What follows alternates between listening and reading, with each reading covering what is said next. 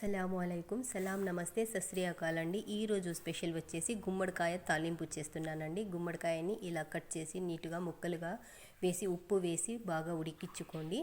అంటే విజిల్ లేకుండా కుక్కర్లో వేయండి. ఒక 10 నిమిషాలు 5 నిమిషాలకి ఉడికిపోతుంది. తర్వాత పల్లీల పౌడర్ని రెడీ చేసి ఇలా పౌడర్ చేసి పెట్టుకోండి. మిక్సీ జార్లో కొంచెం ఎక్కువగానే మిక్సీ పెట్టండి. మిక్సీ చేసి తర్వాత పోపు కోసం మనం ఈ విధంగా సిద్ధం చేసి పెట్టుకున్నానండి.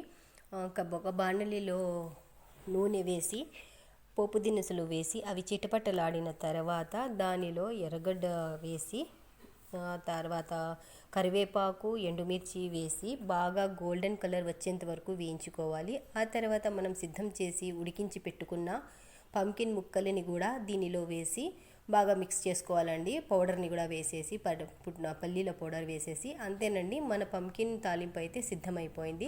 తర్వాత నేను దోశ కోసం రెడీ చేసుకుంటానండి. దోశ పిండి నేను రాత్రే సిద్ధం చేసి పెట్టుకున్నాను. చూడండి నా దోశలు అయితే ఎంత నీట్గా వస్తున్నాయో.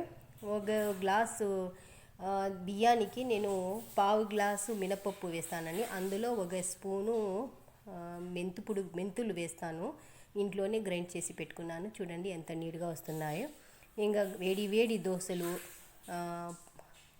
పంకిన్ తాలింపు సూపర్ అంటే సూపర్ కాంబినేషన్ అండి. ఒకసారి తప్పకుండా ట్రై చేసి చూడండి.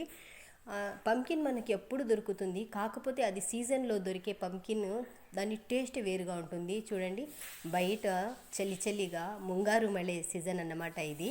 అంటే లైట్గా వర్షం పడుతూ ఉంటుంది.